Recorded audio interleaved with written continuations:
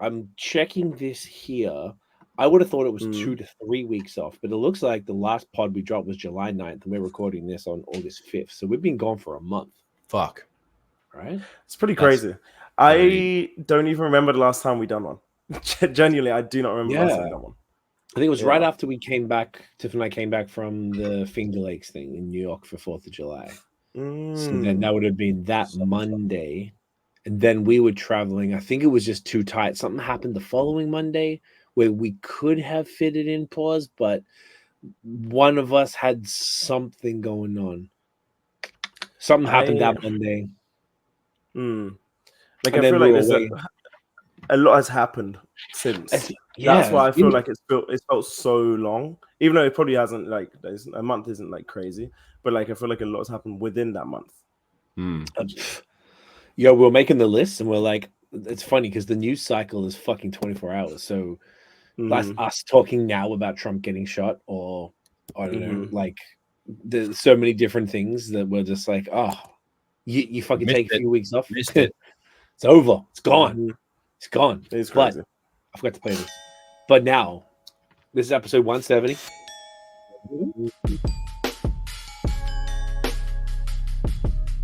Oh, it does fuck up the audio. All right. I'm going to stop playing it. There you go. It fucks up the audio. I don't know why. StreamYard that's one thing. Anyway, whatever. We can get into that. Yeah. Boys, in a month, what the fuck, huh? What the blood clot? I know. Like, where do we we've got a bunch of stuff to cover tonight. Honestly, we've got a bunch of like news that we're going to kind of shotgun and do relatively fast.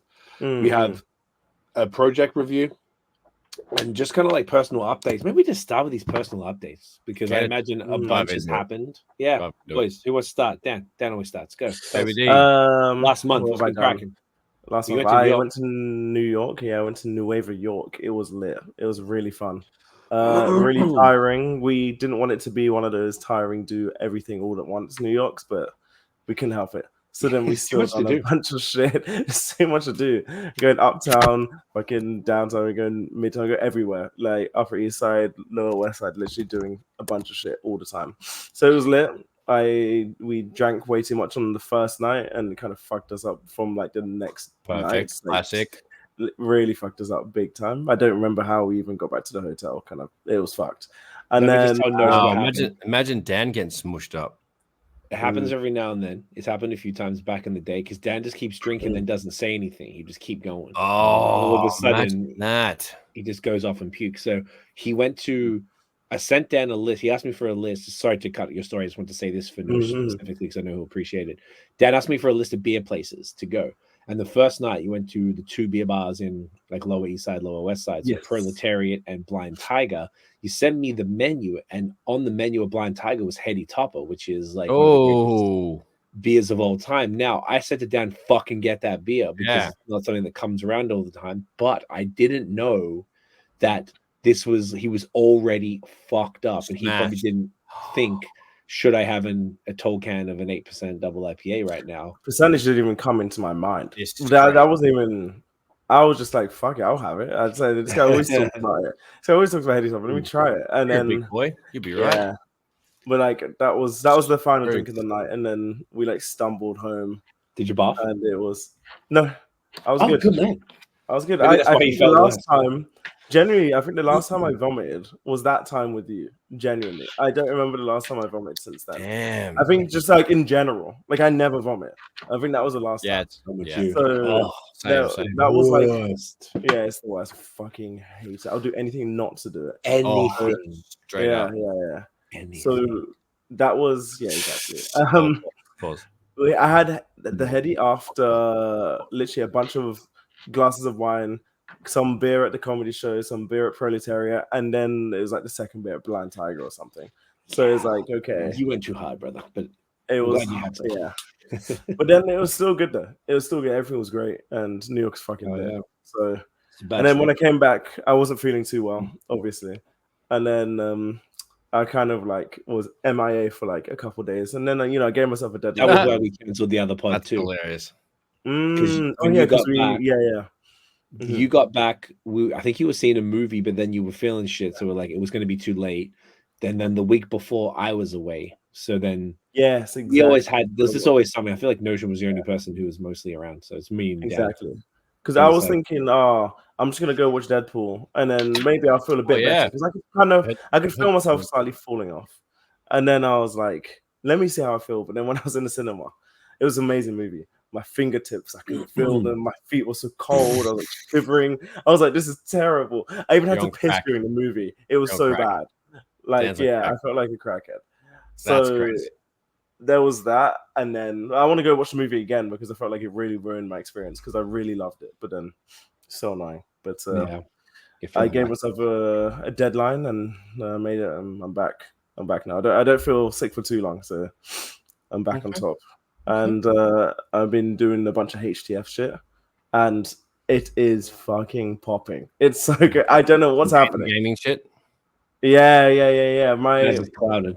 I've posted my most viewed and most shared reel of all time, and it's got like 12K views. Oh, nice. Yeah, it's got 12K views and like almost it's close to like 200K. That's not body. It's not body. That's pretty solid. For IG, yes. I was gassed. That's dope, man. Slaying on that. Yeah. So then there's that, and then other than that, just doing a bunch of Toronto shit, seeing friends, enjoying the weather, not really doing any exercise or playing football. Just eating. And then fair enough. Yeah, and then I saw Cee. We done a bunch of stuff together, and and we'll get into that eventually. But good pause. Notion. Good pause. Yeah. Fuck, mate. It's been a month. It's been good. Celebrated some friends' birthdays. One of my friends got a dog. Filmed a bike. I filmed a big bike build video on Notion MTB for a brand new bike that came out from Specialized, that company. And that's done well on my YouTube. I went for lots of bike rides, obviously. I was gonna say, I'm looking through my phone as I'm saying it's got pictures and stuff. I've seen lots of beautiful flowers, a couple of really beautiful birds. I got brand new tires for my mountain bike. Let's go. Sponsored technically. Anyway, still got some free gear. Yeah, free tires, gang, which is awesome.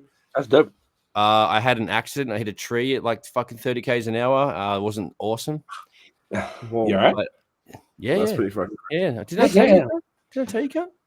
No. I feel like I would have remembered if you said you hit a tree at 30 k's an hour, and I don't. Okay. No, I posted it. Obviously, you don't follow me. You know what? I check all your shit. You probably downplayed it.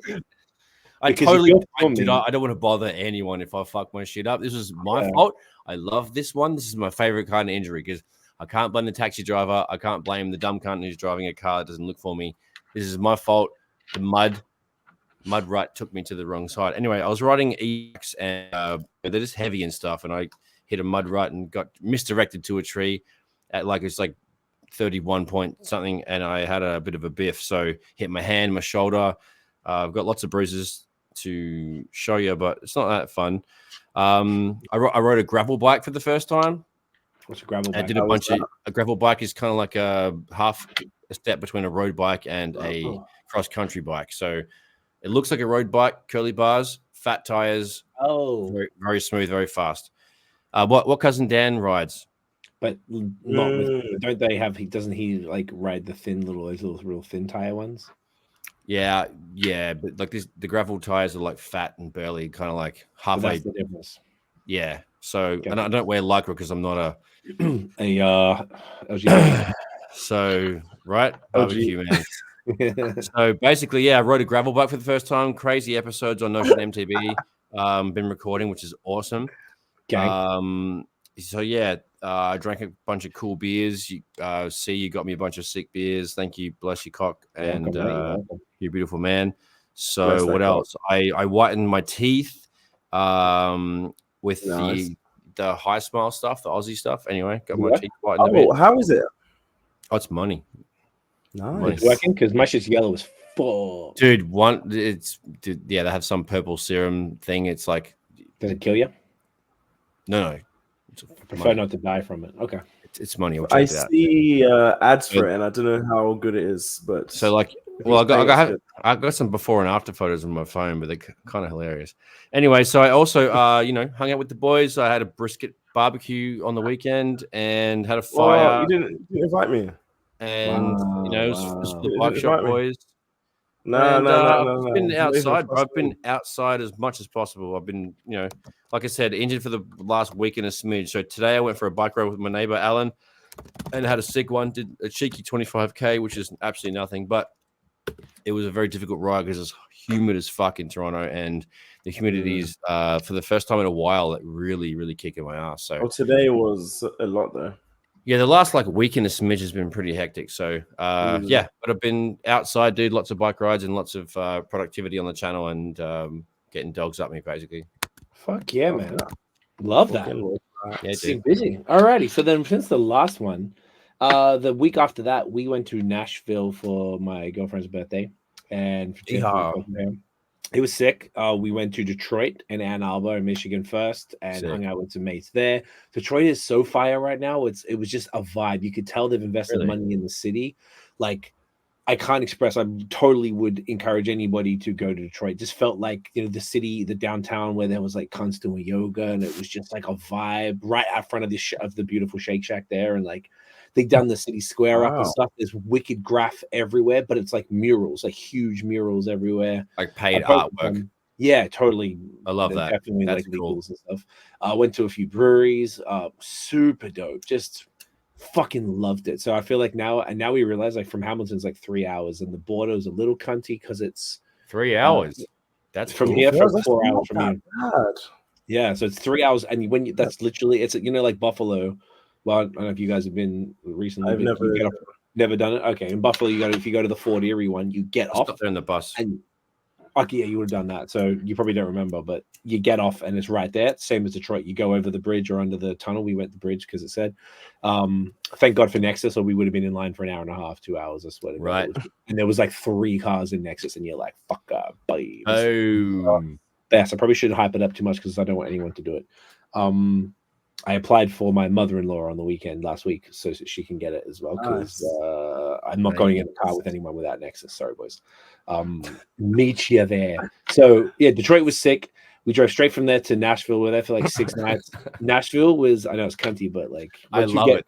Once you get convenience, it's like imagine you're traveling somewhere and you can afford first class and your friends can only afford economy. I'm like, I'll be up here. I'm like, no shame. I love you, but comfort and convenience. I'm too old, bro. I'm too old. Nashville was really dope. It's not what I expected. Like, it's the same population as Hamilton's, like 700 and something thousand, but tiny. So it's a small town. America has a ton of them, from like 200 to million, like so many cities like that. So the downtown is kind of like Austin a little bit, which she might remember. The thing about it, so there's the one street called Broadway where everybody goes, and that was one where like it's like 5 blocks and it's just both sides of the street, either boot and hat stores or bars. I don't even know if there was restaurants. That was basically it. And it was all people were literally, I would say 50% of people were wearing cowboy boots, no exaggeration. Their hats were maybe like 5 to 10%, but there were probably white girls from the Valley in LA or something that will do, you know what I'm saying? Like, or they come from Toronto. Playing the bit. Playing a bit because you're doing. So we went just twice because we got Barrington with us, so we're not trying to put him around that. Like, we went at night, the first night, everything smelled like puke. But it was cool. It was just really hard to navigate because there were people everywhere. But we went back during the day and it was much cooler, and went into some of the boot shops just to take a look. Because then boots are like $500, US. Ridiculous. Really? Yeah. Oh, I did not know that. I'm like, these mans are born. We're like, maybe they're handmade. They're handmade out of gator, or snake. They look really intricate and really nice. So I was super impressed. So what else did we do? Just quick highlights. We did for Tiff's birthday. We went to a whiskey distillery called Uncle Nearest, or Nearest Green's Distillery, which is the dude who, do y'all know about who that is? Daniel from Thingo. So basically, like, the quick story is I think this is worth telling because it's fucking crazy. This lady who's now a billionaire because of this company discovered this black distiller named Nathan Green, and his nickname was Uncle Nearest, like Nearest, and he was an enslaved gentleman in the 1800s in Tennessee, and basically he was distilling. Everyone knew for his master, and everyone in the area knew that he made the best stuff. So this young kid comes up one day, and the master, whatever, was like, "Fam, like, teach this kid how everything you know." He's like, "Bet." So they became friends. The kid grew up, and the kid took over that distillery, or wanted to start his own, and named it after himself. And he was like, "Bro, can you make the stuff, because no one's better than you?" So they were like, and obviously Nero's got his freedom as well. So he was doing this and making the distillery, making the whiskey for this dude. And then he's kind of story just disappeared. I guess he passed, and then this lady found out about him, and now made this beautiful distillery. Like that was one of the dopest merch rooms I've ever seen. Like they had everything. Like no wonder she's a billionaire. They had a restaurant with the longest bar in the world. So the whole I saw your room, story about that. Unreal. It was just like this bar. It was like, just it wouldn't stop. And she said, yes, and the whole room is just the whole room is like, whatever, say it's like a square, but the bar kind of like curves and moves around. And when they got the Guinness World Record, it's like 518 feet, if I'm not mistaken. And she said, if anyone makes a longer bar, then she's not going to put anything behind it. So they should just extend the bar, which is gangster. Had some beautiful cocktails, bought some of the whiskey, like barrel-aged coffee beans and stuff. Did the tour. But so do you know who the little white kid was who introduced him? Jack Daniels. Jack Daniels. So this dude is the man behind Jack Daniel. It is the fucking craziest, dopest story that now I was learning. It was really fun because I know fucking nothing about this. Like Tennessee whiskey and Kentucky bourbon, and the difference was something to do with like a coal filtering process that sort of became the Tennessee whiskey. So we want to go back and do the bourbon trail. So you're probably saying that because I did go to the Jim Beam on the way just so I could take the photo for you and Mum. Right. It was so big. It was so fucking big. But so that was really cool. Very applause. Checked out a lot of Nashville. Went to probably 15 breweries or something. Like I went pretty hard. Maybe not 15, but a lot, more than 10. And it was cool. Were you staying downtown? So we stayed in an area called Wedgwood, Houston, called WeHo, sort of like just south, kind of east of downtown. And there's the main area that's all supposed to be the hipster was called East Nashville. Glad we didn't stay there in the end. Everything was really spread out. One thing Nashville is missing is density. That's what we couldn't identify what the problem was. Like everything's just so spread, and it makes it really difficult. You have to have a car, or if we just lifted one day, we just took lifts or Ubers, whatever, and we probably could have. Then the rest of the days, I drove around because it was easier. Until I'm like, okay, I've had 3 beers or whatever now, 3 or 4 beers. I need to stop. And obviously weed's legal too, so we were getting high. Perfect. We just started to lift from there. So we checked out a whole bunch of neighborhoods. So we kind of got a real feel to the place. Like to me, Nashville is Austin 10 years ago. It's exciting. It's it's like a lot of tech investment is coming into the city. So it felt like there was so much construction, so many new buildings going up, but we couldn't see any fucking people. We were like, where are the cunts? So we're asking everybody, and most people said, one, everyone just drives. People aren't just walking around. Like we'd walk Barrington at 11 o'clock at night in our hood, which has got a bunch of stuff kind of around it. Nary a cunt to be seen. It was like it didn't feel like sketch or anything. That's another thing. Never felt sketched at all. The whole time it felt good. safe. That's good. Apparently Memphis is not safe, but Nashville was great. Coffee was, I feel like nothing blew my mind though. That's what I'll be honest. Like aside from the distillery, which was incredible, the coffee was good. Probably better in Hamilton. The food was good, but Nashville doesn't seem to have an identity as much. Like Texas barbecue and like, New Orleans gumbo and blah, blah, blah. Like they didn't really feel like there was like this thing that was. Would they have the Nashville hot chicken? But I don't know how big that really is. It's big, but it wasn't like massive. Like I reckon it's mostly tourists. Like we went to one that was in the suburbs to make it a bit easier. It was fine. This was funny. I don't know about everybody else. I would imagine most people when they take shits, I always just like to have a little peekaboo just to see what's going on, make sure things are all good because your poo tells you everything about you. And I saw someone that like looked like gold foil to my eyes. Whoa. Then I looked again and it was oil droplets, literal oil. And it was the day after I had the hot chicken. So my guess is that the oil from the hot chicken went all the way through. Son. That is insane. They're trying to kill you with the oil, dude. I don't fuck with oil. I don't really. Tiff doesn't same. eat. Yeah, I don't do oil anymore. Chilling with it. Yeah, oil is the worst. It's just straight calories. It does nothing. That is crazy. They fry it. That was pretty hectic. Oh my god. That's so big droplets in the dookies, fam. So keep an eye on that. So that was fun. I had a similar experience when we had the Halo Crunch ice cream, the charcoal infused ice cream. And then I look down. I was like, why is it? So it's either going to be pitch black, or green. So I looked down. Black. I was like, why is it green? I was like, I've never seen anything like this. But then the pitch black thing, I've also had that as well after having that Halo Crunch thing. It's fucking Cee, remember that ice cream we used to get back in the day at that spot in the mall? There was like some bubblegum ice cream. I remember the green one. And right? Green. Oh, I remember that. That was the most trippiest. When I was a little kid, like 12 years old, like boom, 10 years old, whatever it was. Even younger, even younger. That was the trip. Like, is something wrong? Did I snap off the wrong log? What's going on? Look at that shit. Yeah. It's so funny. It's so good. Oh, poos. Okay, good times. I'm trying to make this faster, Phil, so I don't yapping too long. But so yeah, that's all I can really think of. Nashville was dope, and then on the way home we went to Indianapolis. Then we went through Louisville, Kentucky. They had this big. I wanted to get a photo of it, but I was doing a Yui. It said like Jack's Louisville, and it was Jack Harlow like on the thing because that's where he's from. So like on the main street there. We went through the city. It was cool. It was a bit quiet as well, smaller than Nashville. Everyone was hyping it up to us. So we were going to go to a brewery there, but I was like, we were kind of rushing. So then we went to this other brewery on the way to Indianapolis in a cornfield called 450 North. They do all the smoothies and stuff.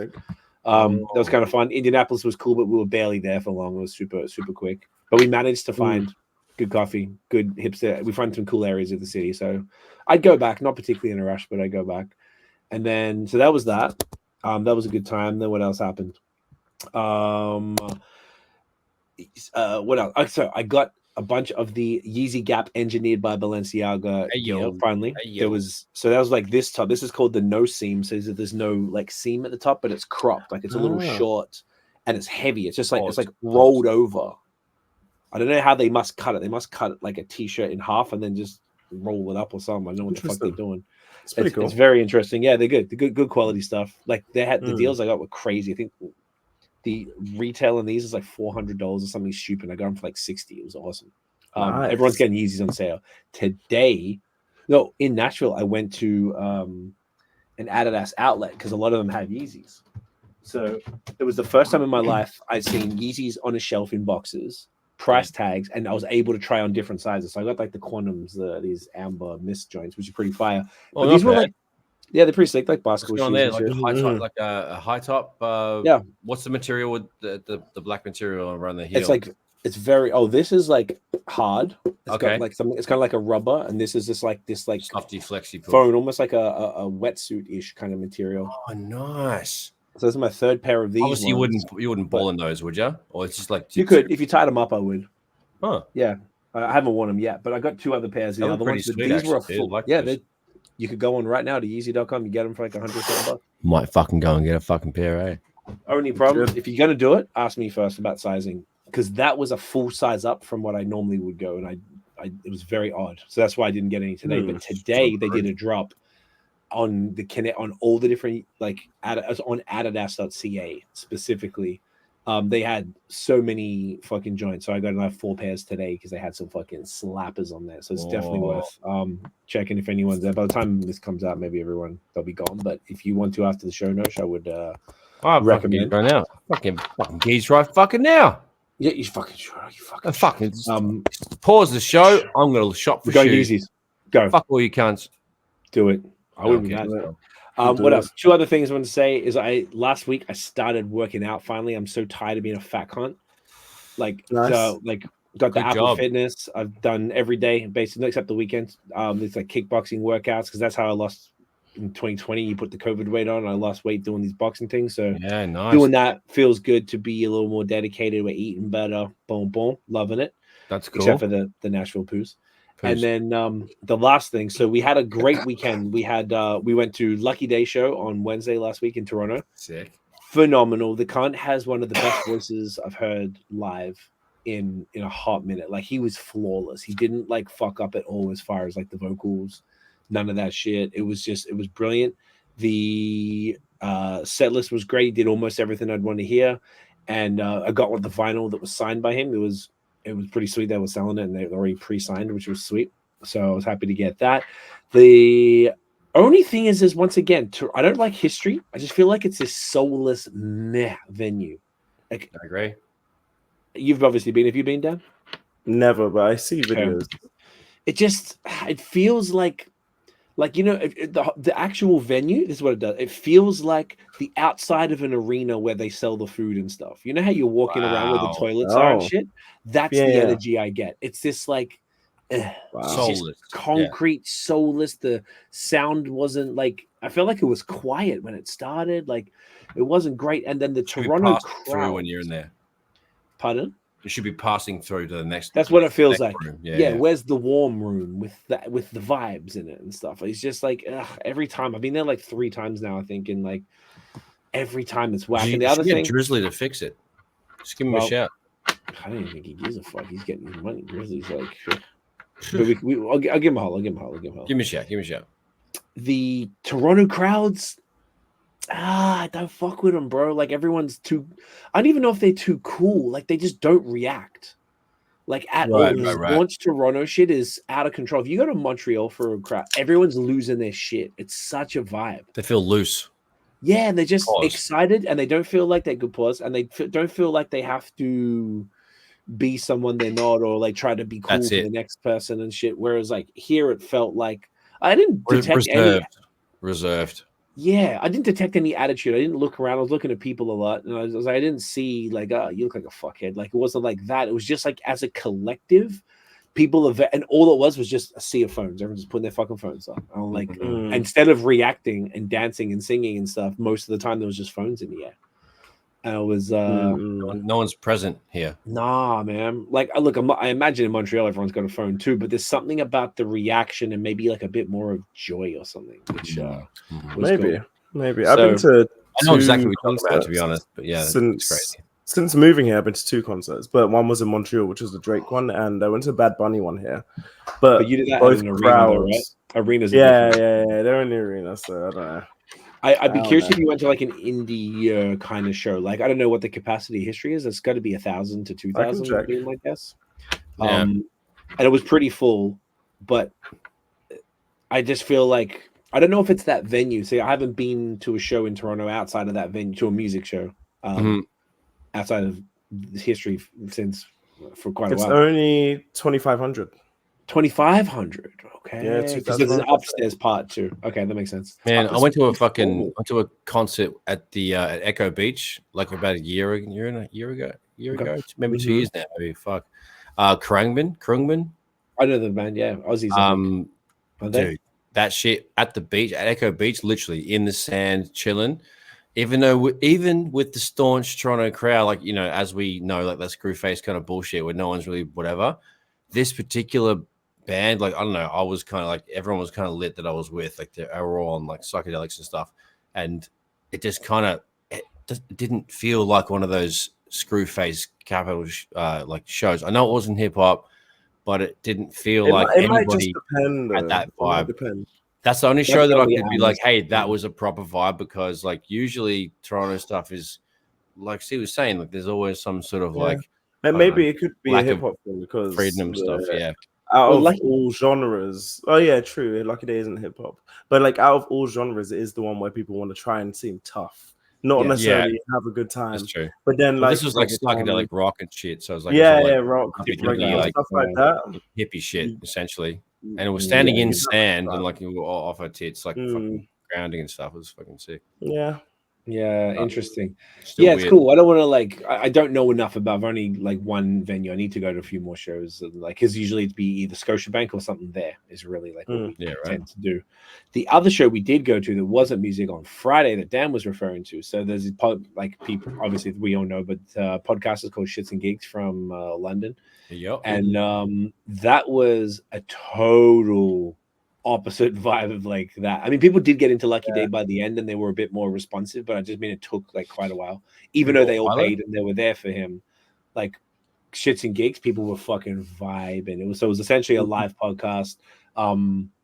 Really cool, man. They were just sort of like made it engaging the whole time, like audience back and forth stuff. Like what would they do then? They did one thing where they ran through their relationship, like how their relationship really fucking like inspiring. It was crazy.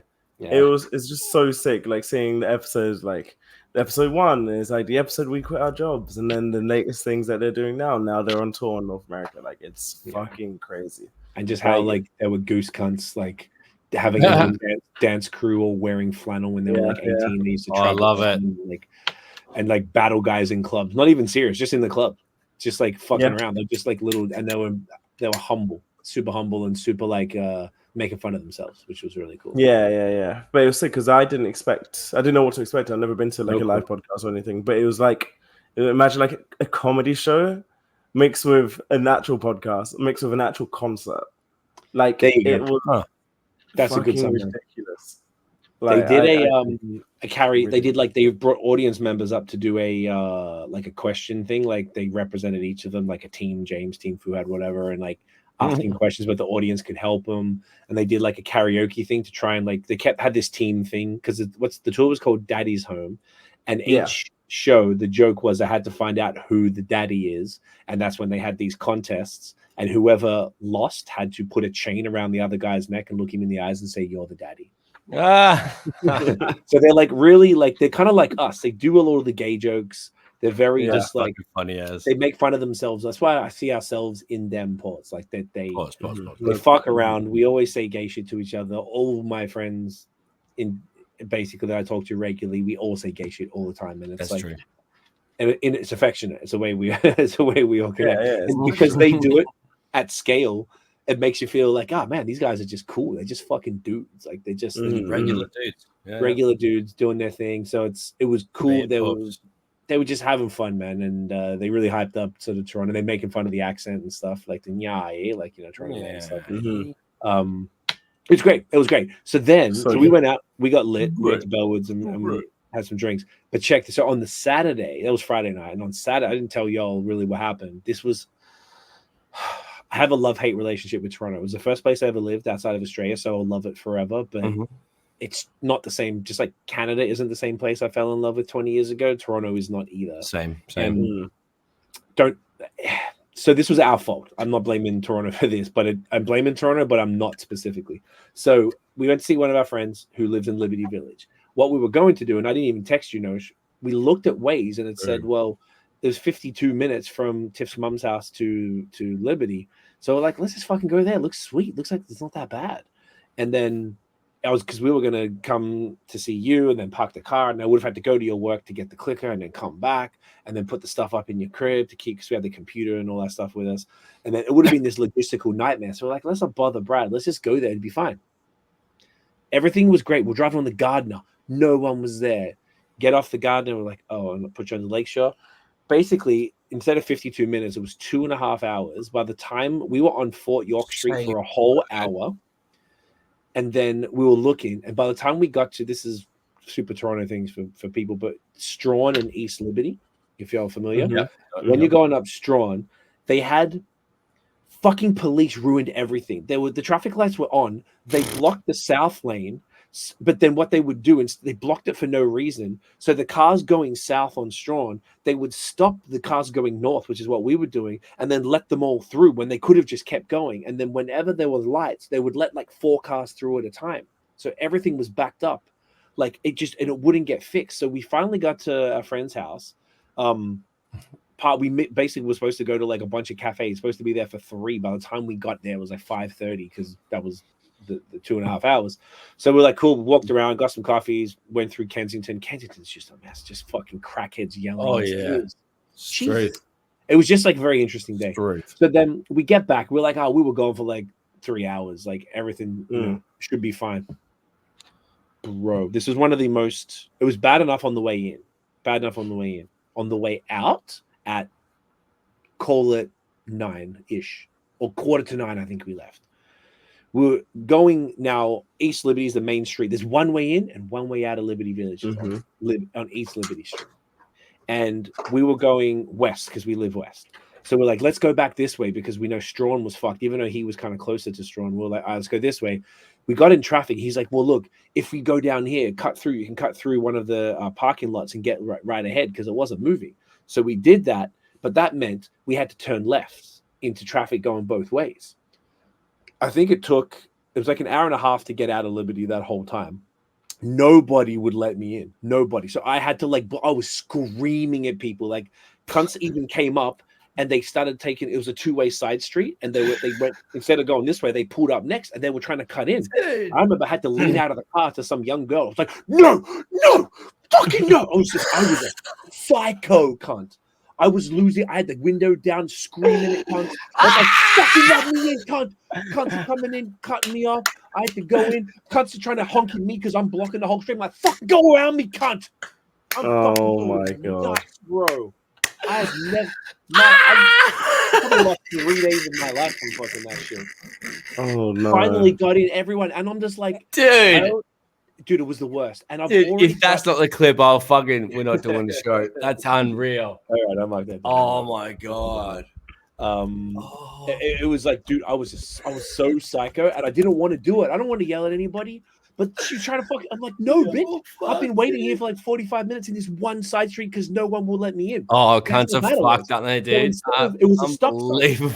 And they kept going through the stop sign and not letting anybody in. But they were coming from the other side. And I'm like, I already have a big problem on merging. On traffic and merging, period. Like, and then you have that, dude. I can imagine you blew your fucking head top off your goddamn shoulders. My guy, it's... the lack of merging. I feel like that I would say I would be comfortable if every single driver in Ontario has to retake a test to learn how to merge. It's that serious because we were doing somewhere in the States, like whether it was Nashville, Indianapolis, some shit, we did a zipper merge. And I'm like, I couldn't believe it. I couldn't. You know what the zipper merge is? What's that? 1 1 1 1 1 1. I'm driving. This cunt comes in front. The next cunt goes behind me. They let him in, and everything just goes like a zip. Someone taught me this like 2 months ago. And I was never heard that term before. You in Australia, you let cunts in. Here, I let cunts in every fucking day, and they don't go 90% of the time because they're so shocked that someone is letting them in. Every day on the roads here in Southern Ontario I'm bullying. I'm aggressive. This is, I would say, almost as bad as Miami. You have to school them. You have to school them how to drive here. Every time. I've nearly had crazy accidents because people wouldn't let me in. Crazy accidents, like going onto highways or when I'm already going 100, nearly hitting concrete pylons and stuff, like trucks not letting me in. Like, so I'm already going to understand the flow of traffic. They just don't understand. They're so selfish. They think that if you let one cunt in, it's going to make everything go smoother. So everyone's selfishness fucked up the whole thing. So that was just chain reaction. They don't understand it. There's so many visual examples I've seen, like, there's those reels that go around where cunts just like, and then the chain reaction piles up the whole thing. It's, dude, people don't know how to also, for example, you know how truckers brake and stuff. They kind of like, they don't brake, they decelerate. Yeah. Motherfuckers don't know how to decelerate. Not even engine brake, dude. They just don't even, they just take always off the accelerator. They don't brake. People like are so like on or off. It's like, you don't, who taught you how to drive? Some dodgy cunt in Brampton or somewhere with the fuck, right? It's the worst. Just saying, can't you fuck? You're right. It's so like, bro. I only experienced it coming here from Montreal, and now I'm driving every day almost, and it's like, it's horrible. It's so bad, and just seeing it, like, I feel safer in the States. Sometimes people in the States are a little wild. They don't indicate a lot, and they'll just go like 3-lane change, like real right in front of you, but they merge, and I really feel like the flow of traffic is more times in my experience a lot better. So like the other problem then now comes that, so that was just kind of fucked, and we didn't get home until 11:20 or something, I think. That's definitely fucked, dude. It was horrible. It was just so bad. It was we lost the whole Saturday night, and I was really looking for, like, wanting to just decompress. It's been a busy time, you know, it's like in summer, but like Liberty, the fact that the city, like, cops were making it worse, they weren't helping at all. And just the fact that, like, the city fucked up this one place where they've got one entrance and one exit. That's it, and they're building more condos, and there's probably tens of thousands of people living in that one little space, with most of them with cars, or at least a lot of them with cars, plus delivery people. They can't, because it's where would you do it? Like, everything's a condo, everything's a building. they didn't city plan at all. Like there's no north or south exits. It's just these east and west ones, one on Strawn, one on Dufferin. That's it. The one street goes all the way through, and there's a couple that go to King, but like King's closed for construction, so you couldn't get out of King, so you had to go through these two ways. So it was like Toronto is its own worst enemy. It's like they're ruining everything about the city. It's such the opposite of play. Like I will never drive to Liberty again. I will drive to like Queen and walk. Like I'm not. You don't need to be driving in Liberty. No, it's stupid. It's always the thing, but this was the only worst traffic that I've ever experienced was one on your birthday and Miami, because it took us nearly 3 hours to go from our house to Tiff's mom's house on Nosh's birthday last year, and then Miami was stuck in a cyclone though. Yeah, that's not our fault of Miami on that. That's no one's fault. No, that was like too much water at once. Like it was like 8 months of rainfall in like a few hours, and fortunately we had an SUV. So, anyways, I know that was like lengthy, but I felt like that was long because cunts are fucked. Cunts are so fucked, dude. So hopefully Toronto can figure it out. So with all of that, now we had a long catch up. I'm sorry mine was so long. I just feel like I had a lot to say. Like I feel like all year I've had nothing. I was like, oh no, man, we're just chilling. Now this summer it's like back to back. It's just fucking no ending. Pause. So good pause. We have a nice little series of news, whatever to talk about. Should we just pump through it? Do it quick? Yeah, let's do it. Smack it. All right, and then maybe I'll say it, and then if there's any reactions or thoughts, and if not, we'll move on.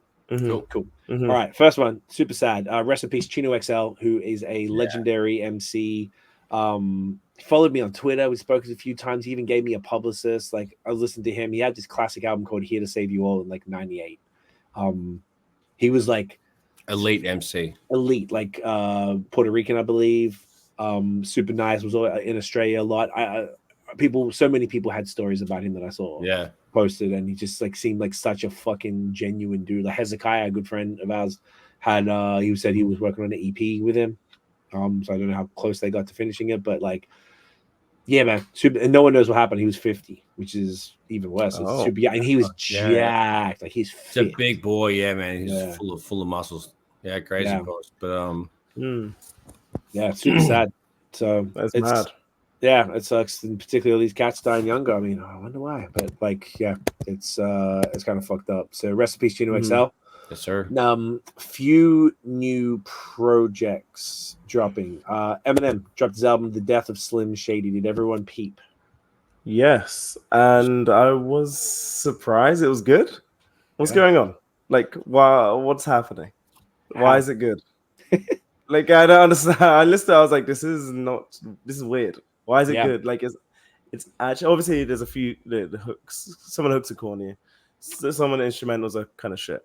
But overall, it's a fucking solid project. Like I was listening to, I was like, "What the fuck? This is great!"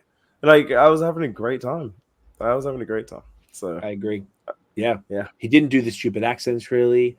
No. It was like the bars were good. It was very much like trying to be what he used to be, and I think he achieved. It wasn't trying to read off a dictionary, do anything fucking crazy. No weird bars. No fucking. Lots of awfully hot coffee pot. Like, don't do that. He didn't do that. So I'm very happy. He did not do that. There were lots of how would you call it? Like political commentary, like sort of anti-trans stuff. Yeah. Lots of LGBT. He brought up Christopher Reeves a lot, which was, I guess, something that he used to do in the music. Callback. Good callbacks and stuff. Like I don't know. It was. He was trying to be, what's the word, like a bit zany and like trying to say crazy things. Yeah, like what's the word, like bit of a reach.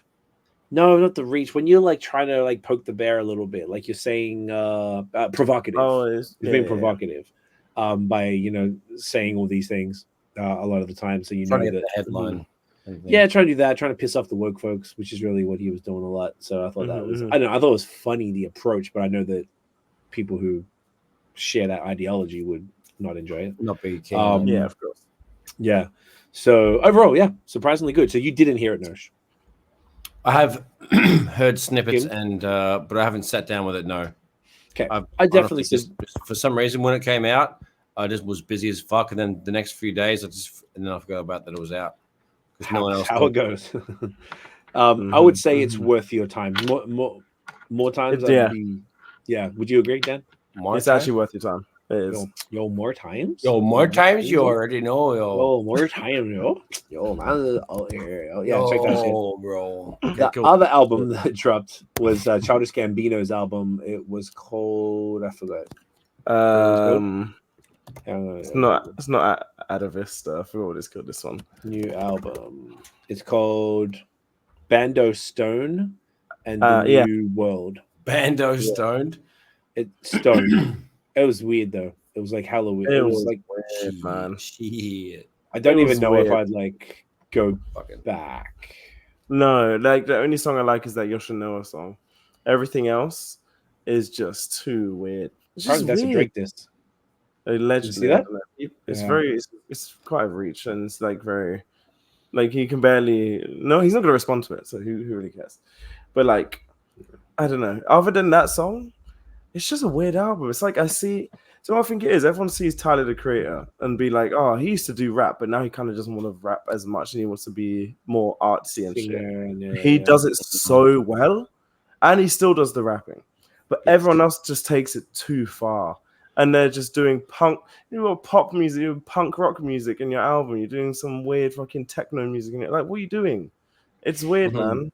Yeah. It's too weird. And I like Childish. I think he's a sick rapper. He's great. But like, come on, like that. Like the last two albums were just the same vibe. They're weird. Yeah, it's too weird, man. Not for me either. No, definitely not. Definitely. Another new one. A$AP Rocky dropped a new song. We listened to it today, and apparently there's a bunch of Drake sort of jabs or sort of not super direct, but sort of like I didn't really like the song. Yeah, kind of sneak dissing, I guess. I didn't like the song, to be honest. I thought it was. I think it's fine. Why are they sneak dissing these days? Like, just don't be. Why are they doing indirect? Stop. Well, that.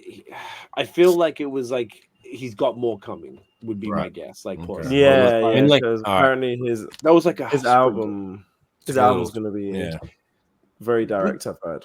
Yes, I'm actually looking forward to the album. But I like the name as well. The album's called "Don't Be Dumb," right? Don't Be Dumb. Yeah. Don't Be Dumb. That particular. What was the song called again? Bro, I can't even tell you. Yeah, take a look. It's not that serious. It sounded like it was recorded. Hijack. It sounded like it was recorded like in a hotel room or something, and everything about it sounded amateur. Like the mixing was, I feel like you wouldn't like it, Notion. If I'm noticing the mixing, I feel like right. You would, because you typically pick it out. It would bother you. Because Rocky's better than that. It's just like Rocky's dope, and I'm like, it was a bit of a shame to see that. But look, maybe I'm judging too harsh. I don't know. We'll see if the album comes. But, the other new thing was Tory Lanez dropped an album from prison called The Prison Tapes, and apparently, if it's true, he did it all over the phone from prison, but it doesn't sound like that. And maybe even if you're recording over the phone in prison, auto-tune takes out that muffled thing, because I think it's like auto-tune is usually what he does. Yeah. I've not heard it, but apparently it's actually kind of good. I'm not the biggest fan of his music in general, but like apparently this is pretty good. I don't know. So I haven't heard it either, but curious about it. The other new music, we're trying to like batch it all together. Nosh sent it through. I didn't watch it yet, but Lox did a Tiny Desk. Crazy. You guys, I didn't really watch it good. Your beat, really fucking good. Yeah. What was really fucking good? Isn't it normally like associated with like, it's like a promo thing? Like, would they be announcing a tour or a new project or something like that, or was it just for the fuck of it? No, I don't know. Like, for example, like SWV and shit like that have done it recently. But they did it to promote the tour because they were doing a tour with Escape. Oh, okay. Yeah. You know what I'm saying? I don't know. Most people go on podcasts because they're promoting their book or they're doing a run. Doing a promo press run. I understand. Yeah, cool. Well, not that I know of, but like they just, it's, I don't know, it was well executed. They had the orchestral section, dope, the strings out there. Fucking hell. They did most of the classic tracks, and they had making or something for one of the snippets you guys sent through. Yeah, which was cool. Really cool. It would have been nice to have like some of the features there, but like they all held it down. They all were very smooth, and they were solid. All the rappers were fucking in the zone. course. Yeah. Sheik and Jada, like just everyone just money. That's awesome. Makes me happy. I love Those kinds of the best. it. Love them. Organic. Now super organic. Oh yeah, there's a couple more music things. This was kind of just funny. Like, obviously, no one gives a fuck about Pitchfork, but the thing that all the people like us are mad at right now is that Ice Spice's album got a higher rating than Nas and Hit Boy King Disease 3. Ooh. And it was like, I just want to say, when you were bringing to me these publications, like, look at what Drake album was rated on this publication. Look at where are the publications now? That's what I'm gonna say. Where are they now? What are they doing? What is this? Why are they giving out these ratings for certain albums and certain albums getting these kind of it's very weird. Yeah, they used to matter. They used to matter. You know? They do not anymore. No. So that was like ridiculous. Obviously, if you ever thought Pitchfork had anything, I mean, I know it's like one writer, doesn't mean, but they've been known for giving horrendous reviews to great albums and then vice versa. So fuck them. Fun. The other big thing, that the biggest album really recently that was kind of a little fell a little flat was Vultures 2. Ye and Ty Dolla dropped Vultures 2 on, I think it didn't hit midnight, but I think it was during the day on Friday. Yeah, just randomly during the day. And they did the unfinished thing again, which is what they did for Donda 2. So everyone's saying R.I.P. Kanye. Hasn't dropped any real music since Donda, the first Donda, because Donda 2 still had all the mumble tracks on there. They never finished it. And they never put it out on DSPs. Vultures 1 was pretty well finished, I guess, but then they had songs taken off it though. Because I think they didn't clear samples. It's like they're just such a mess. And then Vultures 2, the songs on there with mumble. Apparently, my friend Cam was saying that there's a song with Sci-Hi the Prince on there, and the Kanye verse was ghost written by Sci-Hi, and which obviously all of Kanye verses are by somebody, and it was AI. He used AI to do his own verse. So they're like, fucking funny. My friend Cam reckons is just like, Ye doesn't give a fuck about the music anymore. Like he's off that. Like, so it's and apparently this is what I only heard all these songs for the first time when I listened to this thing, but Cam had been listening to a lot of these leaks, and apparently a bunch of these songs were from a lot of those Kanye albums like Yandi that never came out, and all the real heavy stands were like obsessed with, and they're all trading the leaks and stuff on Discord, and apparently he just fucked all those songs up. Apparently they were so much better before because the album doesn't really have any bops, and he said he goes, my friend said to me that they were all bops. And then he fucked them all up because he overthinks stuff and overproduces things. It keeps changing too much. So now they're doing updates in real time, and they're changing things. They're changing titles of songs. They're changing, they're removing stuff and blah blah blah. So I mean, I don't even really normally for an album like this, we'd go through every song and we talk about it, but I kind of don't feel like it's worth it because maybe in a few weeks or something, but once it's sold, we'd have to come back to it. There's some songs I definitely like, but I need to listen to it again, and it needs to also. It wasn't shit at all. It was just not as good as the first one. Nowhere near as good. Nowhere near. Yeah, which is a shame. I mean, that's it. It's nowhere near as good. It's just so far from that. I don't know what he's doing, man. I feel like it's like he is a genius, but he's sometimes I guess suffering from his own creativity or whatever, and overthinking stuff. Just fucking put it out, bro. Who cares? Rather than I always get annoyed with cunts when they keep worrying about fixing the same songs. Do it, get it to a point you're happy, fuck it off, next. I just don't I don't see the value in that, because then you start to overthink everything. That's what happens. That's what happens with creation. You overthink it to death and then you ruin it, which is essentially what feels like he's done here, and what he's probably done with how many scrap projects does he have? There's 5 to 10 albums that he'd announced in the past that there's actual songs for that I've my friend got them and gave me the downloads because these cunts go and do group buys where somebody from the studio leaks it, but hey guys, I got a snippet of this song, I've got the whole thing because they stole it off the computer in the studio, and he goes and sells the song for 10 grand, and these cunts all do group buys where they all put in the money and then they leak it onto the internet. So it's it's a very intense world, and it's just if he had to just put out the good music, whatever. If he did New Body when he did it, Like now Nicki won't clear the verse, so then we don't get that song, and it's a fucking great song. And I hate Nicki Minaj, but her verse on that song is awesome. Like, so I'm like, you know, anyway, overthinking. It's a real bit of a shame. Obviously, you know, Ye the GOAT, but yeah, disappointing. But we've been eaten lately. There's a lot of discounts because of all this stuff. Adidas is just offloading all their Yeezys at obscene discounts. Like even all the Yeezy Gap, the Balenciaga stuff, all of it is being passed on. They're buying it. I guess it was all made, and they're selling it at discounted prices to the different retailers who are selling it. Yeah, and it's awesome because we're all getting all the drip. But now I guess and people who it won't be exclusive and as hype as it was. But I never see anybody wearing any of this stuff. So no, honestly, it's true. Which is it's few and far between. There's not that much of it going around. So I think that's all the new music. Now there's just like a bunch of other like cultural stuff. Do we want to do a quick just pause and do the I forgot to do the Classic Project review. Let's do it. Yeah, I totally forgot.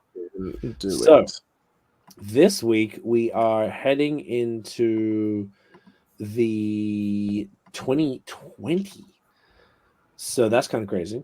And this was the first project. So the last, I guess, 2019. No, the reason we didn't do nothing there is that all we did, me and Ocean dropped 2 songs. We did the Kill 'Em remix and we did Found You, which is 2 singles. So there were no projects. Dan, did you just turn your screen off? Go on. Oh, maybe something's fucked up. I'll just keep going while. Yeah. Dan, you good? Okay. If he hangs up, we'll dial him back in. Yeah, sweet. So I connected with this producer named Smokewell in 2019. Have we had Dylan on the show? Nope. No, we haven't. Fuck. I thought we did when we dropped the albums. I don't think we've had him on the show. At least I've never spoken to him. You might not have. Okay, so maybe me and I had a feeling that for this project or the other one, Volume 2, that we had him on. But anyway, we could have it. Oh, maybe. Apologies if we didn't. Okay. We're all drunk. Forget things. True. So during COVID, we connected in 2019. We did a song, and he's just a really prolific producer and MC. So he was like, "Yo, dude, like you throwing me beats." And I remember we were writing to these. I thought they were for him. He's like, "No, it's for our project." I'm like, "Oh, okay." So we did like basically a 6-track EP. We didn't really have a name for it. So he is a producer that goes by Smokewell and a rapper that goes by Decipher. So that's the name, if you can see that on the screen there. So this photo was taken by our friend Josh Telfer, who has been on the pod for the Series 2 Relentless one where we talk about the album. Yep. And it was a park bench at like Bathurst and Sinclair or something, somewhere around there. Oh. And it said "By Toxic City" in lowercase with an exclamation point on the chair. And I was like, when we were looking at sort of just like a dark kind of like imagery, because this was COVID, we were writing, you know, at least you hear listening back today references to lockdowns and masks and all this crazy shit. And I was like, that's perfect. By Toxic is a sick name for it. So obviously that's a little, you know, we edited it to put our name and stuff on there. But that's why we called it that. And end up doing a second volume. That's why this is not called Volume 1, because we didn't have an intention. So all of Smokewell's beats are very soul sample focused, and he's a real boom bap, straight up and down hip hop, real hip hop guy. So that was a vibe. But I'm picking the beat. So I think I'm choosing his beats that I like the most. He'll send me stuff with a verse on it. I'll be like, sick, let's do it. Almost every time he sent me a beat with a verse on it. I don't even remember if I started a single one of these. Maybe, but mostly not. And I feel like I was able to curate like a solid sound of stuff that like went through. Right. Because he would have done way more boom bappy, like way more like darker undergroundy stuff, where I want the brighter soul samples, and I think we picked really well. So this particular joint, with the first single was called "Misuse." We did a video for it, like a remote video. And Rich edited that one, which is pretty cool. And it was also perfect because I just looked at the close-up thing now. If you see that, 2020 is cancelled. Nice. That was that, and "By Toxic City" were written on the chair, and we just put the CX Decipher in. Yeah, big ups Josh for that. Big ups Josh. I thought Tiff edited the video for this. No, Rich did. Tiff shot it. Oh, okay, Yeah. okay. Tiff shot it for us. It was right before you moved here, I think, or maybe around that time. I was here. You were here? Okay. So we just Mhm. did it in our apartment. Yeah.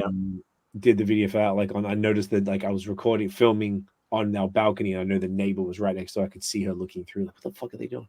So that's a cool little joint. Keep Our Love. That one's kind of a real COVID type of inspired. When I say COVID, I mean like the lockdown, just all the shit that's going on. Mama's probably one of the I really like this project though. I really like Mama's great. We took the spaceship float, Kanye spaceship float. Yeah. That one, which is good, cool little soul sample. They Come and They Go is probably my favorite verse on there from myself. That one has the most plays on Spotify for some reason, not sure why. That one's a banger. Messed Up, we got DJ Merciless, who killed the hook, and this dude B1 the Architect, who's also in the Sons of Boom Bap, where we're a part of that collective. That one's like aggressive 12-bar verses, boom boom. And then Round the Stars has, of course, Notion. We got Digital Junkie on the hook there. That one's a banger too. So like it's I'd be curious to hear what you guys think. I don't know. I really like this. This is like, it's a cool, to me, this is like such a snapshot in time. But it sounds really modern. It just more from, you were there for this one. This was the first project, Dan, that you said the first project you were around for as far as TMF is concerned. But yeah, what do you guys think of this one? Yeah, this was sick. I love this one because it always does bring me back to when I first moved to Montreal. And like it was the first one I was around for. It was sick. I love Misused. I think Mama might be my favorite song of yours ever. I really like that song. That song fucking slaps. Cool. There's I really like the Round the Stars with Notion as well. That's a sick tune as well. Like it's so good. It's perfect size as well. It's just six tracks. It's so easy to listen to. 20 minutes. Yeah, exactly. 20 minutes. But like in general, yeah, it's so sick. I really like this one. One of my favorites for sure. Love it. Thanks, man. Yes, this is a slap at Notion. What do you reckon, cunt? Obviously, you mixed it, featured. Mate, it's crazy. It's such a great, like Dan said, like it's kind of short and snappy, but it's not exactly that short. But it feels like each song is like a good journey. There's it's dark, it's soulful, it's bright. There's all different kinds of elements in every song. It's just it's got a bit of this, bit of that, and I just think like the cover art kind of encapsulates the whole thing for the most part. But then there's a couple of songs that are a bit brighter than how that looks. But it all fits so well, and I think it's like like you said, a good time capsule, and that's it's fucking sick, dude. Yeah, thanks, man. Yeah, it feels really like that. Like it's cool to go, but I listen to it from the newer stuff from time to time. Maybe sometimes if I'm high, it's always nice to hear it, and you start to go, yeah, I can do this, because it's nice to listen back. You forget. I don't know. Some people listen to their own music a lot, like you and I don't do that. But this turned out pretty sweet. So I'm gonna leave the link to stream and buy that in the description of both the audio and the video. And then next week we'll have, I think, therefore in 2021, you haven't released anything since Notion Island, right? As far as albums. No. Okay. So I think then the next one is probably Relentless. Okay. Nice. Which we'll go through next week. So we'll talk about that. But yeah, so that was fun. Love it. Love that for us. Okay. So we have that. All right. Couple quick more things, and then we maybe play this little dice roll game if we're feeling it. Let's see if we can make this easy. Robert Downey Jr. is back on Marvel or something. What's the deal with that? Yeah, he's playing a villain this time, which is sick. There's been like a love-hate reception. Some people really like it. Some people they're like, what's the point in getting this guy back? It's like everyone just likes to find a reason to hate shit. But I think it's a great move. I think it's sick. He's just too good. He's such a good actor. He's too good at playing these types of roles. So it's I'm very glad to see him back. So I think he'll be amazing. How is he able to play in the same universe? How can he have? How can he be Iron Man? It'll have to be a different universe. It'll have to be a different universe. So is that the like multiverse thing? and he'll have to be somebody who looks like Tony Stark, but his name won't be Tony Stark. Gotcha. So it's just be a whole different cunt, but with a yes. Okay, interesting. It's a very very interesting like move, no? Yeah, I think so. I think so. But like it's I think it makes sense they need to because it just fell off too hard. But then so I think since Deadpool, if things are after seeing what they announced at the Comic-Con thing, it looks like it's gonna be fucking sick. Okay.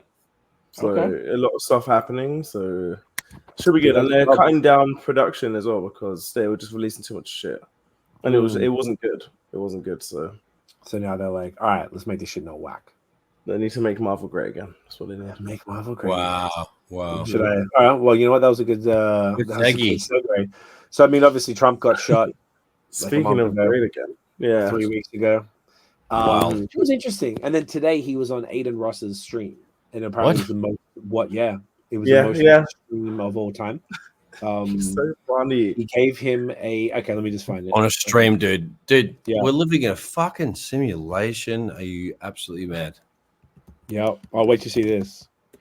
What he gave him. So he gave him a Rolex. Mm-hmm. And then he gave Adin Ross gave Trump a Rolex. Yes. And then he gave him this vehicle. I'm just trying to here we go. I got it. By the time I fix this. Funny. It's pretty ridiculous to the point where I actually do have to share this because it's that crazy. So this is an ad. Yeah, it's pretty bonkers that he had this much money. Oh, look, here we go. He gave him a Cybertruck with a wrap of the photo from the shooting. That's stupid. That's so fucking crazy. God, are you fucking serious? Yeah. Oh my god. And I sat in it and played music. And that's XQC, the other Montreal streamer guy. Oh, I didn't know XQC was there. What the fuck is he doing there? I don't know. They've been hanging out. Oh my god. So gave him that. Look at that. Trump 2024. That's what they're saying. Wow, it's hilarious. Like big MAGA at the front. It's pretty funny. It's pretty. I saw about 3 of those. That is unreal. In America. What the fuck, dude? Yeah. So this was the most watched stream of all time today. The long red tie. Yeah, with everyone wearing a red tie. You know what I'm saying? It's pretty funny. He's so hilarious because he knows exactly how to people please. Oh my god, it's so crazy. I was just waiting for that bit. So crazy. Oh god. Oh my. Fuck days. So he's a master of people pleasing, and he's like he knows the key words to say and what to say to make people happy. So he goes to UFC and he's like, he goes up to Khabib. He goes, "What's happening in Palestine is awful. Don't worry, I will fix that. I will be the president to fix that." And I'm like, okay, that's pretty good, but like, I don't know how he's gonna do that, but like, there's that.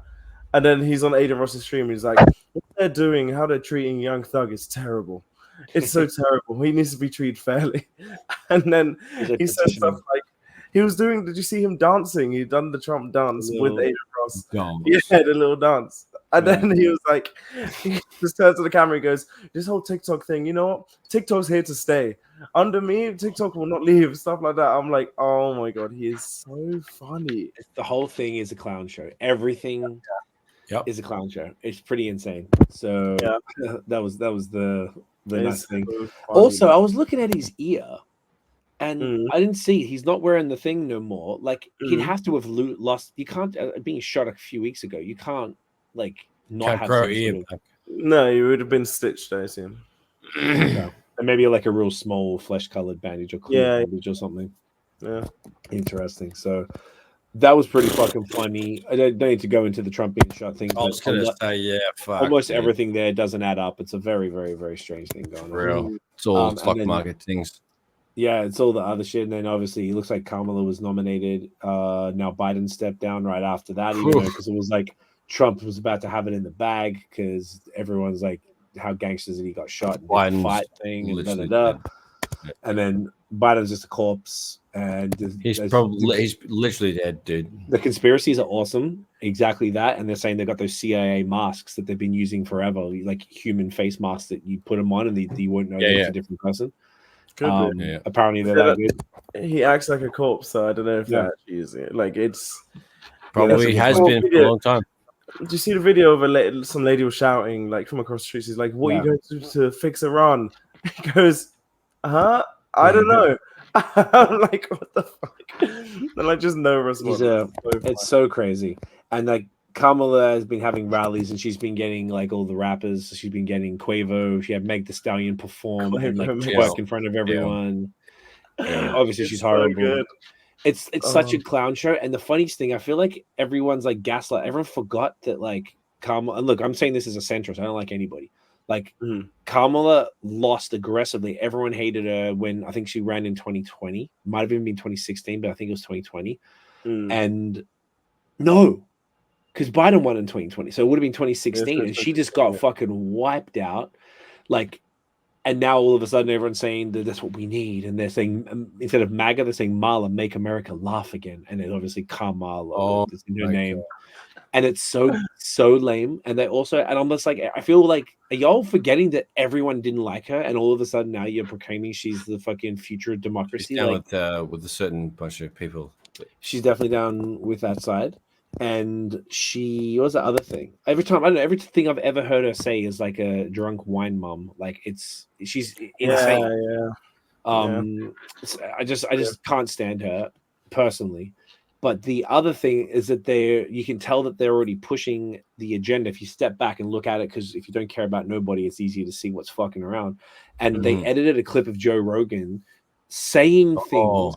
Did you see that? And it was like, she's definitely going to win. She served in the and he wasn't even talking about Kamala. He was talking about Tulsi Gabbard. And they edited it together saying all of this stuff that she's going to win. And they used it. MSNBC did, and they had to take it down. Like, that's the level of like propaganda they're doing. They're like making it say that Rogan said she's going to win and stuff because they're trying to get the prop, because like Trump's fucking up too. Trump's saying some ridiculous kind of racist shit lately. Like he's saying so everyone sucks. And it's funnier to say Trump 2024 personally. Like that's something the three of us say a lot because it's fucking hilarious. I don't know. It's just the whole thing. It's just everything's a mess. Everyone's crazy. Everything's insane. I don't know what to tell you. On that, and you also mentioned the stock market crash kind of today. They call it a black swan event. So it's actually really fucking bad. Don't really understand what it means, but I know that so many things are dropped. Intel apparently laid off.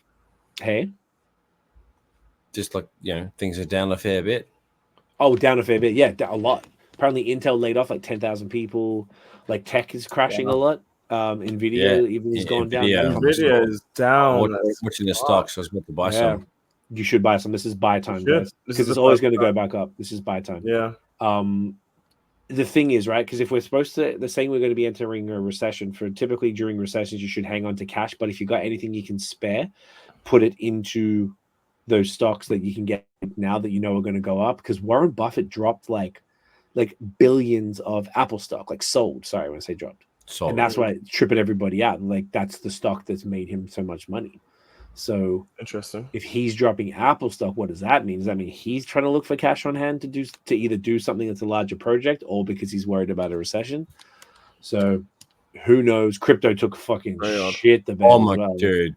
Me off. I don't care about that. I'm transferring all my money that I have in my crypto wallet to my stocks. Like I'm done with that. Yeah, crypto's pissing me off, dude. I was up and then all of a sudden, catch again.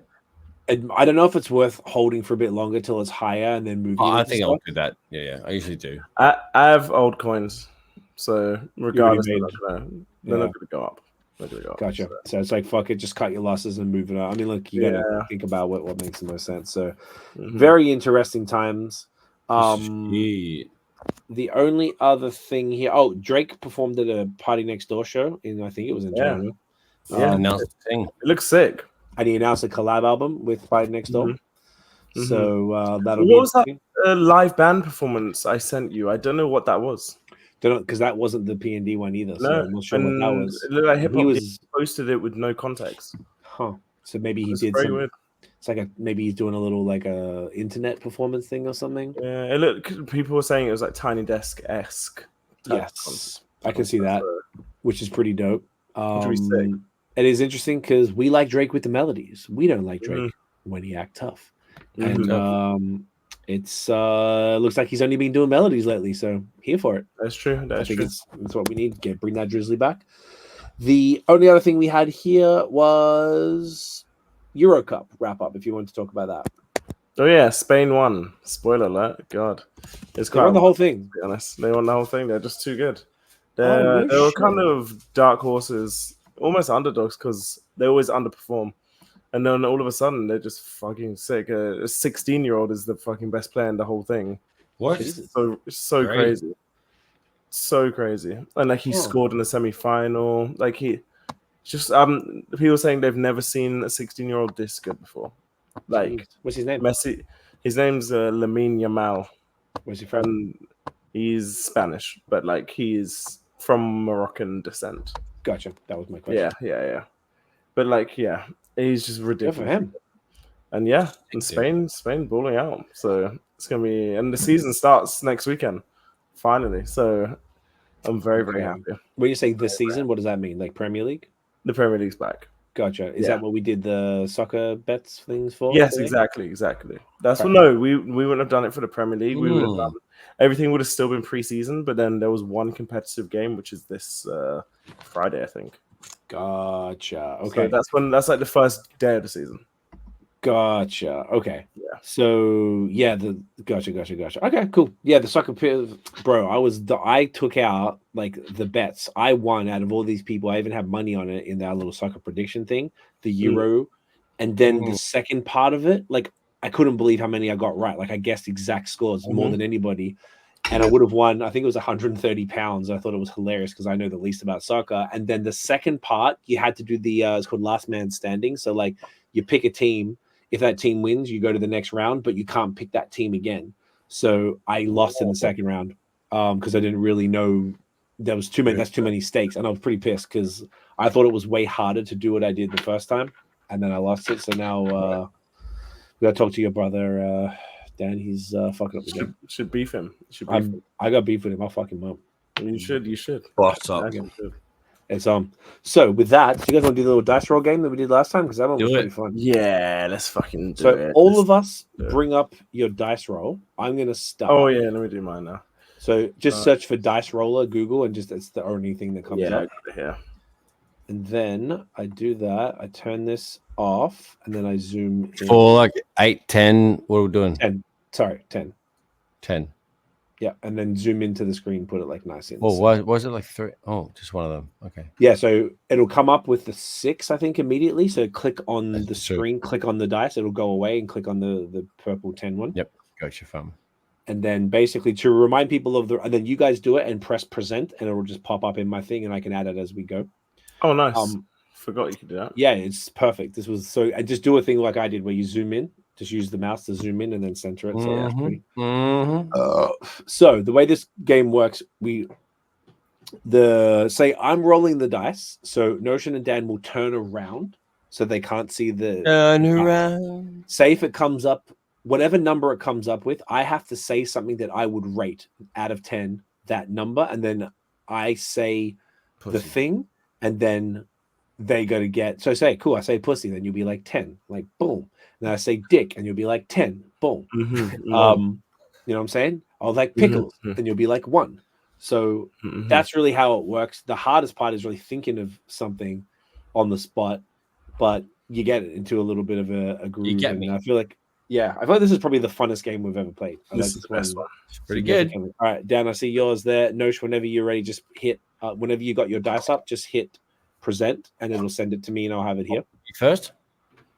Just have it so like you can't present it. I have to do it, but I'll have it in my little lineup, so it's already here. Do I click present now? Yep, click present now. Yeah, and it'll send it to me here, and then I'll have it in my little lineup, and I just change it each time. Yep, share screen, and then pick the right tab with the dice roller. Okay. Boom. So just do a thing, zoom in, and then move it to the center. I'll zoom in here. Use it on your do a little like on your phone, like squeeze in. And then use 2 fingers to move it to the center. Meant to be. Mac tech support. Okay, gang. All right. Once you've done that, I'll get y'all to turn around, and I will roll the dice, and we'll get this fucking going. Easy. I'm excited. This is the best game. This is the best game. Yeah, this is actually a pretty fucking fun one. I feel like it's the. There you go. No show's looking good. Beauty. You're good? Yep. Yeah. All right. Turn your bitch asses around. All right. All right. And they're around, and I'm rolling. All right. Everyone can see that number. Everyone can see it. And then if I just remove that, it puts us back. All right. Cool. Y'all good? Go. So, all right.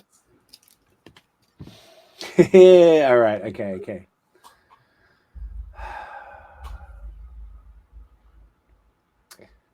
When the numbers aren't outliers, like 10s and 1s, or 5, everything else is really tough to do. To try and encapsulate something that it's very specific. It's super specific. Yeah. Okay. I often find that food's a pretty good one to work on there. Must be shit. Sorry? It must be shit. Well, it could go either way. It's just like one of them ones. If you get like one of those basically, was it 2, 3, 4, 6, 7, 8, 9? 9. Yeah. 2, 3, 4, 5. Yeah, 6, 7, 8. Yeah. So it just makes it a little tougher. All right. How about the thing that's coming to my head? Oh, that's pretty fair. Onions. Oh, it's a 1. Oh, for you, that's maybe 2. It has to be a 2 because especially if he's writing off 1. Because I would have always said 1 to be honest. Give you a clue actually, but I think he was not gonna say anything above a 2. Yeah. There's no way. Yeah, like it's impossible. We can lock in 2. Lock in 2. So okay. I'm going to put this here. Ooh. See, like sometimes they're necessary, you know. And you know what? And then you just scrape them off. So there's 2 parts to it. There's that. Cook with onions. I'm cool with it. Yeah, because it needs it for the flavor. But if you like grind up the onions to like they're basically like water, then it just disappears into the thing, and I have no problem with them. For example, we had ackee and saltfish on the weekend. My mother-in-law cooked it. She knows I don't like onions, so she chops them bitches fucking massive. So it's really easy for me to take out, and then I can give the onions to her or Tiff. That's the other way. But on bruschetta is one of the few things in life where if I have red onions and tomatoes chopped up with the basil and pesto and all that shit that you put on bruschetta, I won't take it. I'll just yam that. I don't mind it. I don't mind red onions in that format with the tomato because the tomato. Because I know you don't like tomatoes, so I understand that's a hard no. That's a hard no, pause. Damn. So that was why I said 3. That's why it came to mind because I don't detest them as much as normal, but just for context for y'all. But the flavor, I agree with the first part of that situation. Yeah, dude. Okay, word up. I thought you would. Yeah, that's a decent rating, I guess. Like, you know. And that's one to give you guys the context for future reference. But this is why it's fun, and that's why you can only play this game with people you know well. Otherwise, imagine a stranger. You're just like, what the fuck? Dan, this is yours. Oh, this is me. So you're up next. So hit the 10. Hit the number 10. Yeah. Okay. All right. So alrighty. And then I'll roll. Let me know when you're turned around. I'm turned. Okay. 3. I'm rolling now. And you can come back. Oh, that's what we did. We wrote it down. I was like, what did I do? I kept taking it off. Okay. So much smarter. All right. Okay, Daniel. Give us something that represents the numerical value that we need to guess. So fucking tough. Okay. And don't give as many. I realized I gave way too many hints last time, so don't say as much as I did. Let me look at some references that I might want to look at. Yeah, I wonder if there's like a nudging, like it's something that just like an idea board or something for it to just be like, you know what I'm saying? That would be good. That would be really good. What could you even look at for that? You can't. I don't know if there is anything like that for that. Pinterest. Okay, maybe I have something. Let me see this. I'm excited for it. I'm excited. I know. It's always like I almost like feel like you need a Rolodex in your head of like things exactly. at least like 2 things that represent each number that aren't insanely obvious. You know what I mean? I get you. Oh, this is such a difficult number. Okay. It's okay. Let's do. I'm just looking around the house, see what I have.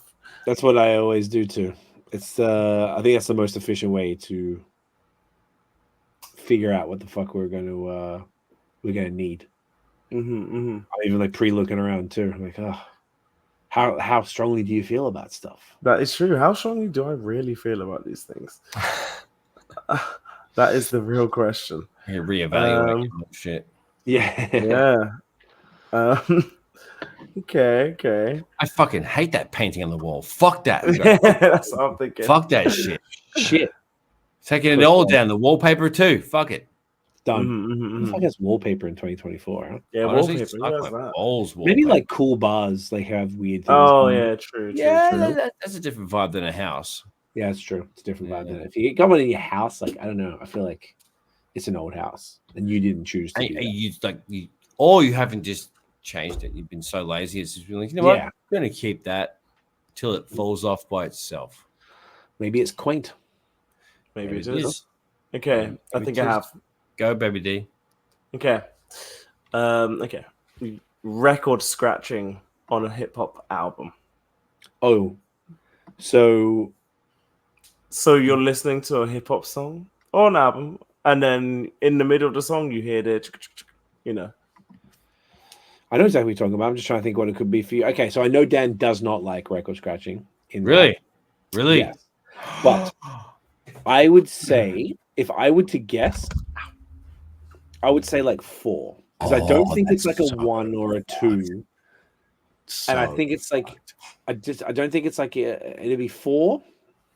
From 2 to 4. And 2 would be, it feels a little extreme if he doesn't like it. I didn't know he didn't like it though. Dan, what the blood clot, sir? You probably can't expand on this at this point. Fair enough. Okay, fine. Who said I didn't like it? What? You did. You said it in the time when we did some reviews for, I think it was even the Notion Island album, the last episode. You mentioned the scratching because you feel like that's what dates it. And I think that like you don't necessarily hate it. It's just something that represents a time that perhaps is not your favorite. That would be my theory of truth. So like if I had to like settle on a number, yeah, I'd probably be like 3 or 4. I know we usually say like a couple of numbers, but no, I guess you don't really have any. Well, now that you said all that shit, I'll probably say a 4 and just keep it there. Let's run with 4. We're running with 4. Okay, here we go. Boo!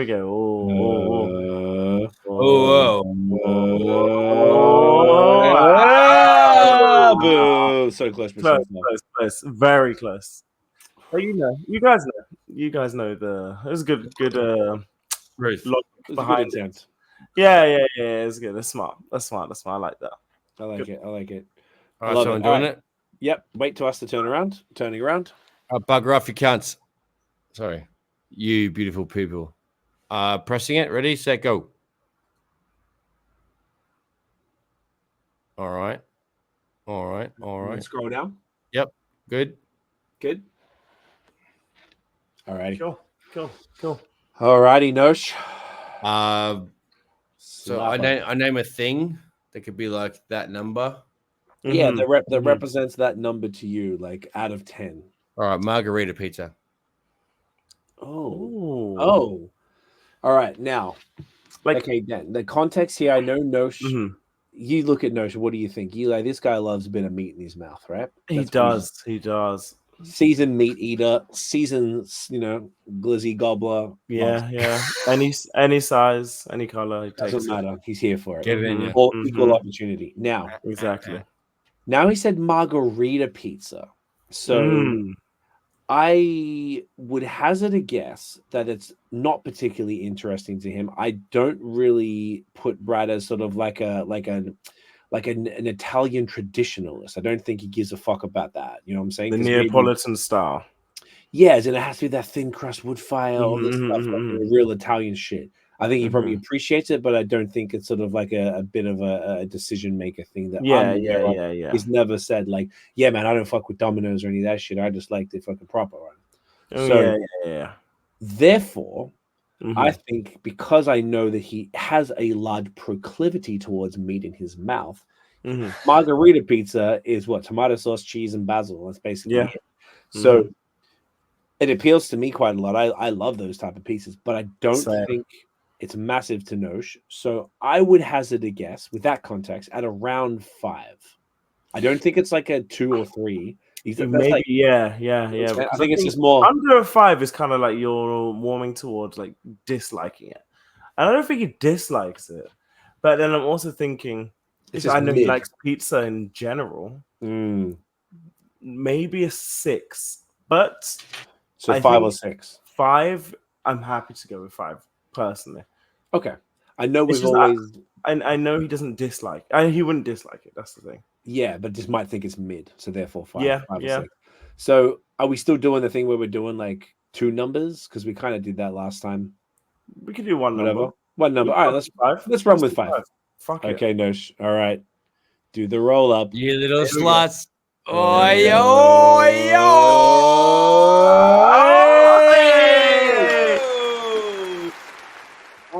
got one right.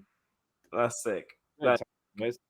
Okay, so basically, like Feezy, you were pretty much bang on. I have an affinity for pizza and simplicity in a traditional Italian proper dog is, you know, we've had a blip of traditional shit when we've traveled, but also we've had some great spots in Toronto and also Melbourne, you know, just pulling our tits off. So, you know, that sort of pizza is still like you can fucking belt that out of a park because it's not your fave, it's not your preferred. Honestly, dude, when it's done well, it's out of control. But you know, the simplicity is key, and that's why I got a 5. But you know, if you're in Italy, like, dude, yeah, what are you gonna do? Ask for a meat? No, that's gonna be like a 9 out of 10, dude. Yeah, probably a 12 out of 10. All right, let's do one more round. You pricks, turn around, please. You're a prick. Thank you. All right, you're around. All right, they're around. We hit roll. Everyone sees it. Oh shit, we don't turn back. I forgot that was supposed to. Okay, go. You're good. All right.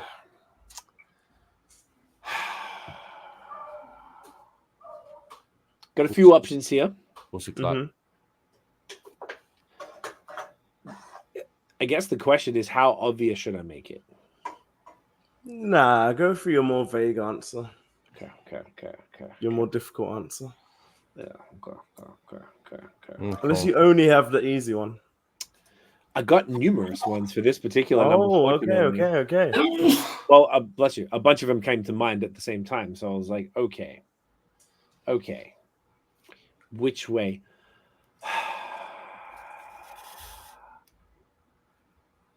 Trader Joe's.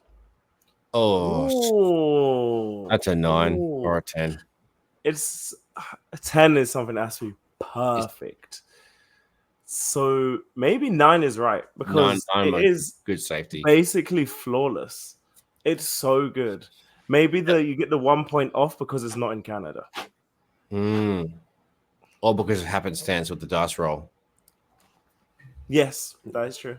That is also true. Yeah, I mean, because like we know how like near and dear the TJs is. Yeah, CFC's part, and you know, I've been blessed to get some residual treats from a cunt like this bloke. You know, he whenever he goes to the United States of the old America, you know, he's one to frequent the TJs. I would rate that as high as possible, but with the game in hand, and 9 is where it's going to sit for me. I'm glad to lock in 9 as well. Let's do it. We're locking in 9. Fuck it. Give us 9. All right, let's go. Let's fucking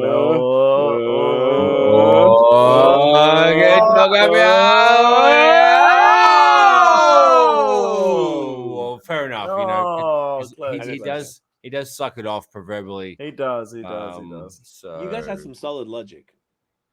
I had a feeling. I just thought maybe a 10's reserved for certain. I don't know. But maybe it's a 10 out of 10 supermarket. Well, it kind of is.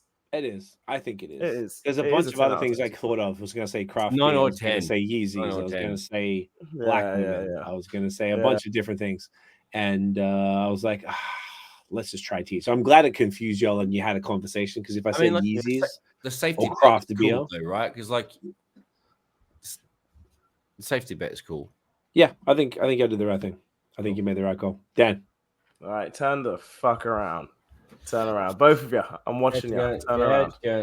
Go for Turn around. Turn around. Turn around. Okay, come back. Risky. Come back. You can come back. You can come back.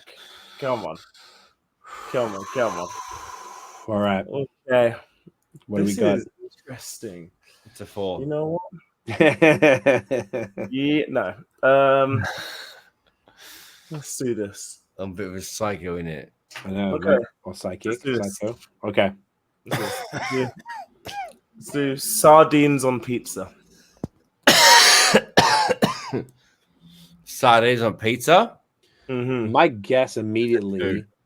Yeah, I'm thinking that's got to be low, because I've never been around Dan and had sardines on pizza. I don't even know if I've ever seen sardines, like anchovies. Sorry, I meant to say anchovies on pizza. That's what I meant to say. Oh, okay. Is it something? Is it? Is what are you a sardine?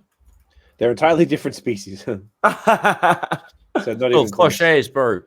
Fush, bro. So okay. Sorry, I meant to say anchovies on pizza. That's okay. That's okay. I have a feeling, Nosh, that Dan has explicitly mentioned. Somebody mentioned it recently, and I'm guessing it's Dan, that anchovies on pizza is extra fire. Someone has said it to me recently. No. Yeah. So this guy. If I'm not mistaken, sorry, I was going to say 8 or 9. Oh, are you serious? Yeah, but I'm like, I might be off, but I'm pretty sure Dan was the person that was hyping up anchovies on pizza recently. I'm talking the last couple of weeks. That's pretty crazy. So should I go the opposite end of the spectrum and give so we can get like a good even bet, and you can get like maybe the top end, I'll get maybe the bottom end pause? Like what do we do? Well, should I stick with what you're saying, or what do we think? Do we want to do it that way, or do we want to try and come to a consensus? I guess if you guys, I do ideally consensus, but if you guys truly have polar opposite, if you think this fucking bloke loves it off, pause, and he wants to get like, you know, I'm pretty sure. All right, cool. I'll go with your gut, dude, because so it's 8 or 9. Like this HOMO for a little longer. Okay, fair. Should we go on the lower side of the scale just in case I'm wrong? You can go a donut, double donut. Go at 8. Let's 8 it. Fuck it. We're 8ing it. We're 8ing it. Right. Oh, here we go. Get done.